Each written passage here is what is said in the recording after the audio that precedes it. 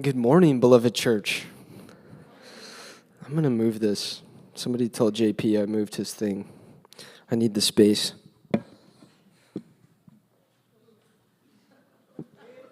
There we go. A lot of confetti up front. Not a lot in the air. That's all right, though. Wow, shout out to Britt. Great job, Britt.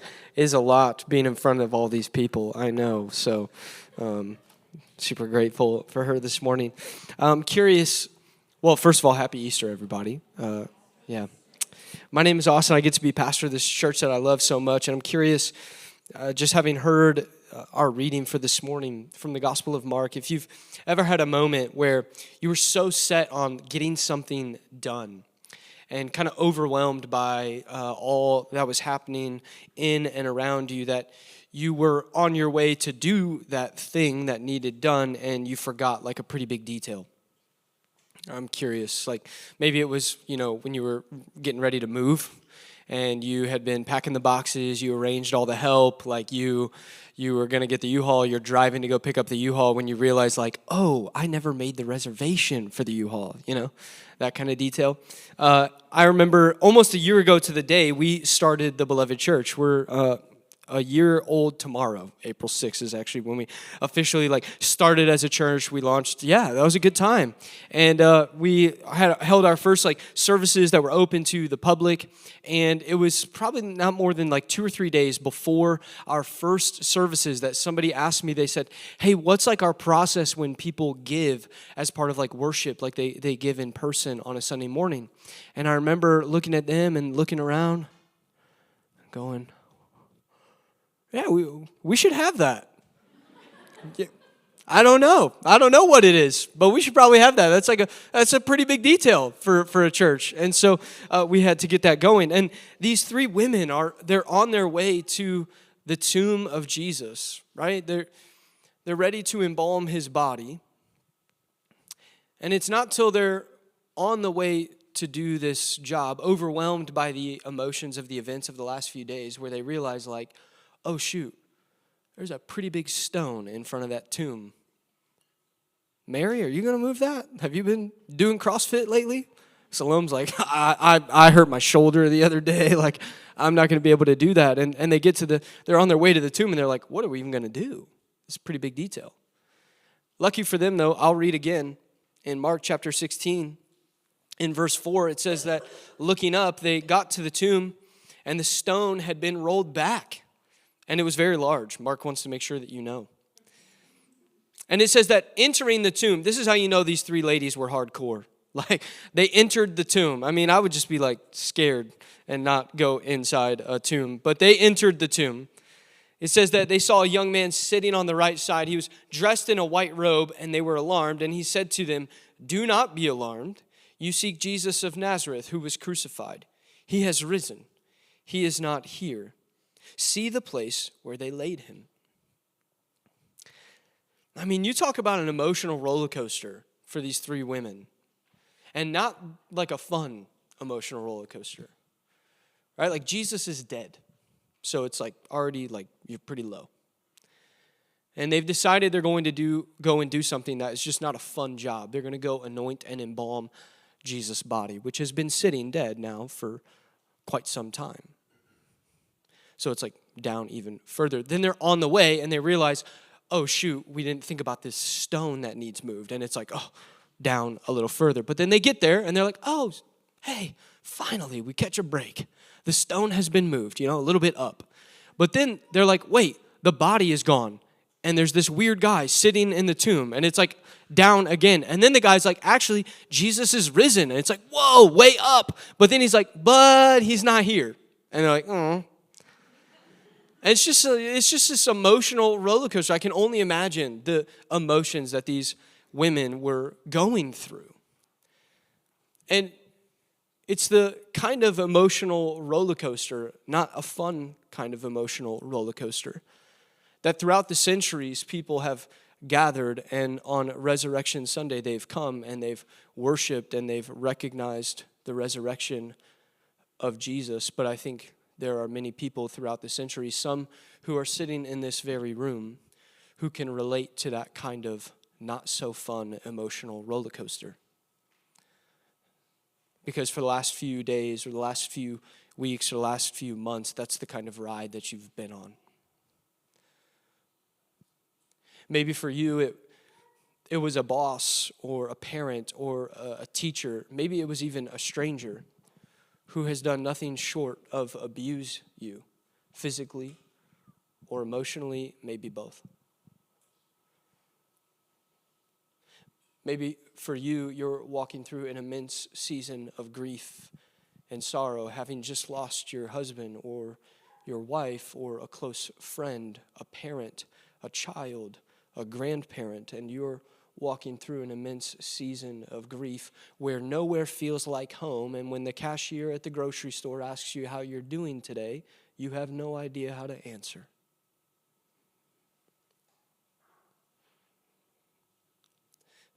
Maybe your not so fun emotional roller coaster has been the fact that for years now, the Lord has provided for you financially, and you've done your best to trust Him with what He has given you. But recently, things in a way that they have never done before have been spinning and spiraling out of control. And because of this roller coaster that you have found yourself on over the last few days or weeks or months, the phrase that resonates with you on this Resurrection Sunday, on this Easter Sunday morning, is not the first phrase that the angel says to this woman, which is, He is risen. The second phrase is the one that really resonates with your lived reality right now in this very moment. The second phrase of, He is not here.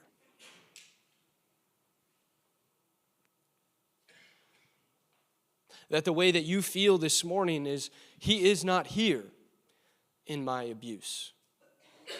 He is not here in my grief. He is not here in my financial distress.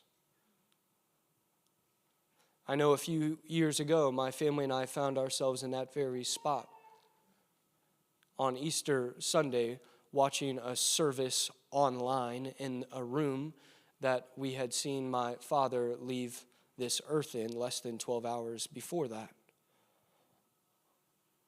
And we believed it. He is risen. But to be honest, the phrase that felt more of sort of a phrase that resonated with our lived reality was like, He is not here. And before we go any further this morning, before we get to the really good news that I'm interested in sharing with you all, I want you to know that if that's you in the room this morning, I want you to know that Jesus sees you this morning. I believe He wants to meet with you this morning. There's two other groups, there's two other sets of people that this good news of Jesus' resurrection comes to, and they're both packed in verse 7. I want to read verse 7 again and address those two other groups of people, because the angel tells the women that He's not here, He's risen, He's not here, but go, tell His disciples and Peter that He is going before you to Galilee, and there you will see Him, just as He told you. Now, if you've been tracking with the story, and if you haven't, that's okay, you should know that Peter has been part of the disciples, the group of disciples, like since the start of this whole story with Jesus and His ministry and stuff like that. So for the angel to say to these women, go tell the disciples and Peter, is a little odd. Because why would you differentiate someone who's part of a group? Why would you say, like you wouldn't say, go tell the Golden State Warriors and Steph Curry. You know what I'm saying?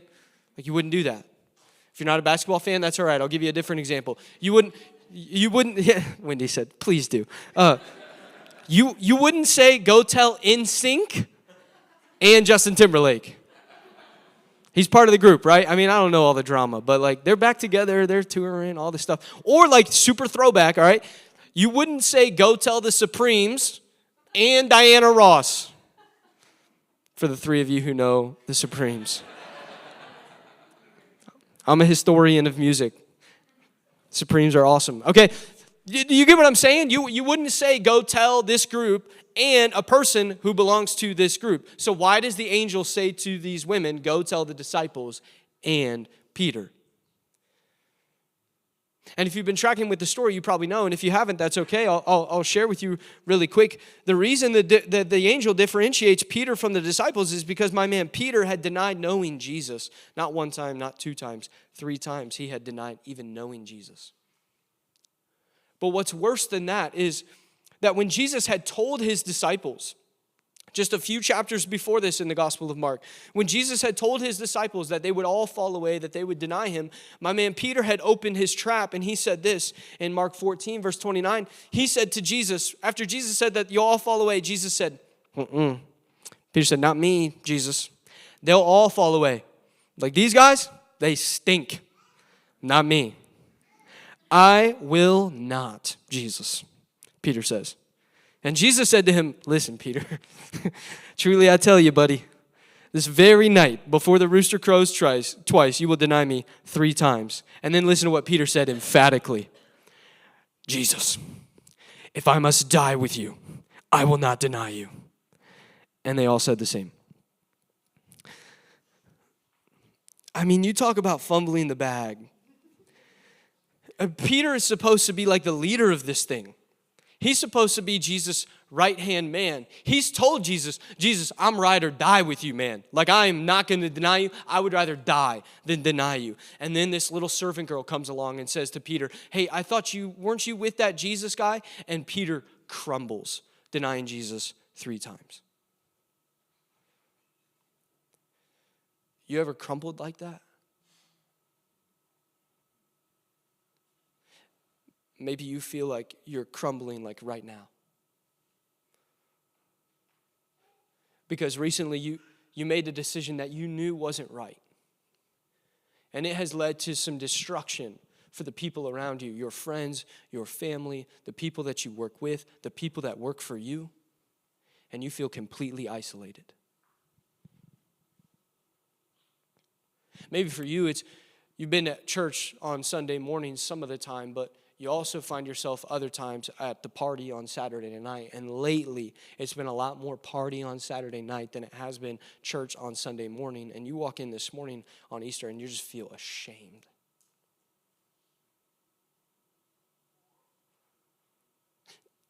Maybe you've sort of garnered a reputation with the people around you as someone who really trusts God. And God seems to be blessing you everywhere you turn, but in secret, you are making decisions that go against what everyone thinks about you. And you feel too far gone. And this morning, I imagine you feel the way that Peter felt. It's like an angel would have to come to the beloved church and be like, go tell the beloved church and your name.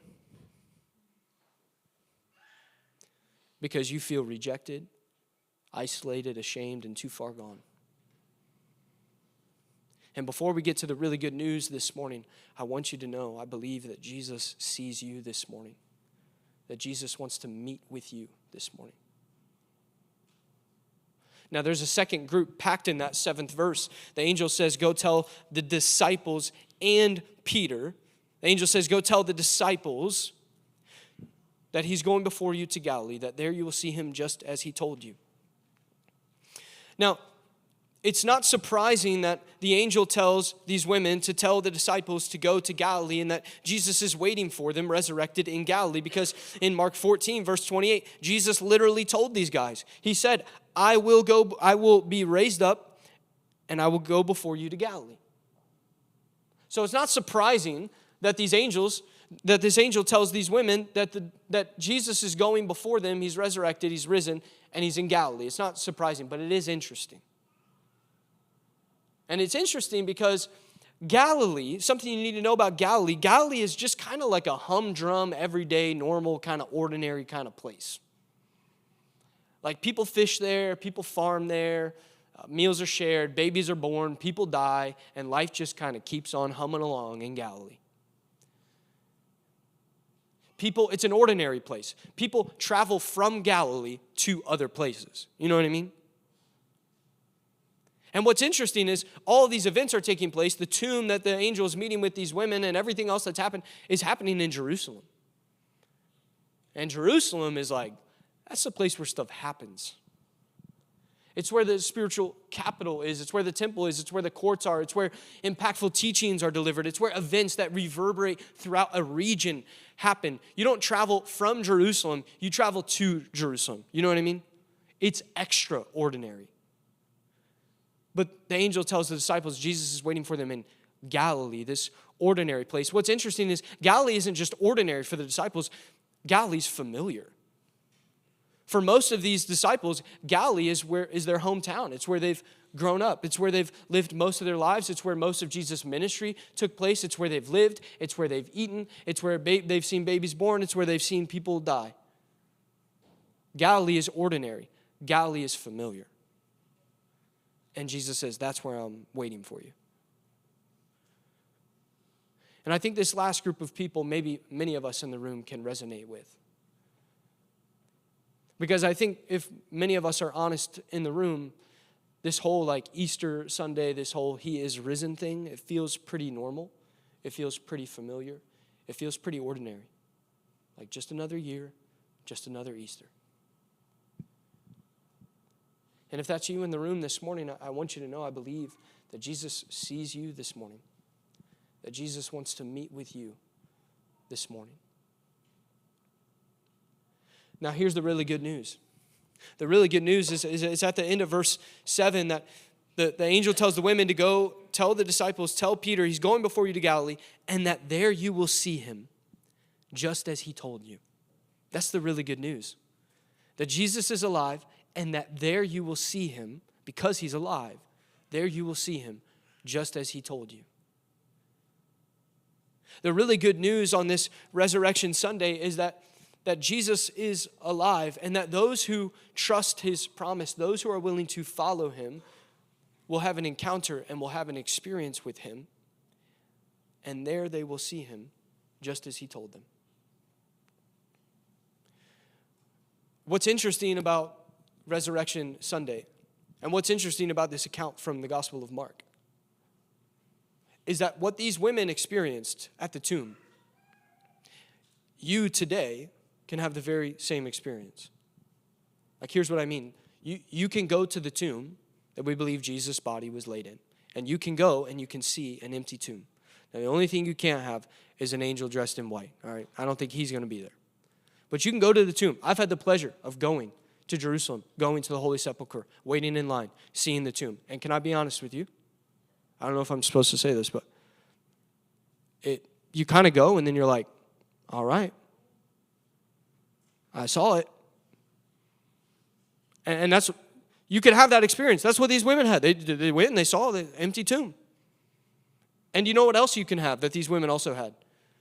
You can also have somebody telling you that Jesus is risen. That's what these women had. So you can go to the tomb. You can hear other people saying Jesus is risen. What else do you need? Listen to what Ben Witherington, he's a scholar, commentator. Listen to his reflection on the resurrection.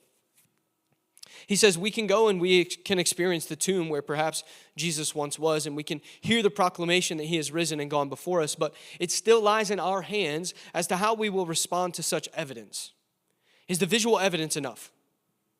Is the oral testimony enough to convince, convict, and convert us? Or do we also need to have an encounter with the risen Lord? I would suggest that Mark is telling us that the empty tomb and the oral witnesses are necessary, but by themselves are insufficient to create faith. He says a real encounter with the divine risen Jesus is required. Go to Galilee. There you will see him, just as he told you. It's this kind of encounter with the divine risen Jesus that I think Jesus actually alludes to before his resurrection, moments before his death, that if we're actually willing to read it honestly, creates a lot of confusion, I think. And I want to tell you about it this morning. In Luke chapter 23, Jesus is hanging on the cross, and he says something very interesting to a guy hanging on a cross next to him. In Luke chapter 23, verse 43, Jesus looks at this criminal who just before this has recognized his own guilt, his own sin, and recognized that Jesus is a king. And he says, remember me, Jesus, when you come into your kingdom. And then listen to what Jesus says to him. In Luke 23, verse 43, he says, Truly I say to you, today you will be with me in paradise. Truly I say to you, today you will be with me in paradise. Now this word in your Bibles, it's the word on the screen. Jesus says that today you will be with me in paradise. The word paradise there, that's in our English Bibles, the Gospel of Luke was originally written in Koine Greek, and the word that Luke wrote in the original version of the Gospel, because did you know the Bible wasn't written in English? Did you know that? It was written, this one, the Gospel of Luke was written in Greek, and the Greek word that Luke wrote, Jesus saying, he said, truly today you will be with me in paradisos. Everybody say, paradisos. Now you can understand why this word paradisos, Greek word, was translated and is translated into English as paradise, right? We can all see that, huh? It's not rocket science why that's translated as paradise, right? Paradisos is the Greek word. English is paradise. What's interesting though is 200 years before Jesus is hanging on a cross, 200 years before Jesus is living and breathing, doing ministry, all that stuff, 200 years before that, a bunch of really smart Bible nerds got together and they spoke Hebrew and they spoke Aramaic and they spoke Greek. And Greek had become like the sort of like universal language. And so they decided we need to translate this Hebrew Bible, what is our Old Testament, into Greek so that it's accessible for people. And so they translated all of the Hebrew Bible, our Old Testament, from Hebrew into Greek. And the reason this matters is because the Hebrew word that you see there is gan. That's the word that is in Genesis to describe the Garden of Eden. All right, are you tracking with me? Are you with me? Okay, so the word in Genesis is gan. That's Hebrew. And when these 200 years ago, before Jesus, when a bunch of people got together and they figured out how to translate the Hebrew Bible into Greek, the word that they chose to describe the Garden of Eden was paradisos. So it was like, it wasn't actually this way, but I'm going to say it this way. It was the paradisos of Eden. Are you tracking? You with me? So paradisos for Luke, for the world that Jesus lives in, because 200 years people have been reading Genesis in Greek and it says paradisos. Paradisos means paradise in our Bibles, but what it's really referring to is this idea of a garden, and not just any garden, right? Because Jesus is a Bible nerd, like a Bible nerd of Bible nerds. And it just culturally, like when we say the big game, we're not talking about like some game that's happening tomorrow, right? We're talking about the Super Bowl. That's the big game. You know what I mean? When Jesus says the garden, he doesn't just mean any garden. He means the Garden of Eden, paradisos. Are you tracking with me? Now, what's interesting is the garden, paradisos, the Garden of Eden, is something that we read about all the way at the very beginning of the biblical story in Genesis, chapter 2, verse 7 and 8. Listen, it says that God formed the man of dust from the ground, and he breathed into his nostrils the breath of life. The man became a living creature, and the Lord God planted a garden, that's paradisos, in Eden, in the east, and there he put the man whom he had formed. Now, the only reason I bring this up is we can all agree that the book of Genesis is talking about a garden. It's telling a story that happened in the past, right? In the past, thumbs up, it's in the past. Okay, what's interesting is that Jesus seems to think that this garden, this paradisos in Eden, this garden is in the past, I think, but also is a place that he will be with this guy later this afternoon when they're both dead. What? When is paradisos? When is paradise? Is it in the past? Or is it in the near future? Jesus seems to think of it in the near future. What's interesting is you start to pull some puzzle pieces together and you start to realize that those aren't actually the only two options. Because in the book of Revelation, this guy John, who was having this vision, a crazy vision of where all of creation was headed. Listen to what he records Jesus saying to the church in Ephesus in Revelation chapter 2, verse 7. He says, "He who has an ear, let him hear what the Spirit says to the churches. To the one who conquers, I will grant to eat of the tree of life, which is the paradise of God." All the way at the very end, the last page of the Bible, Revelation chapter 22, John is painting a picture of the Garden of Eden with the tree of life in it, paradisos.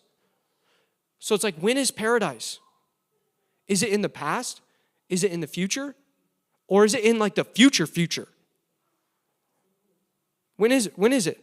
But you keep pulling puzzle pieces together. Did you know there's more options than that?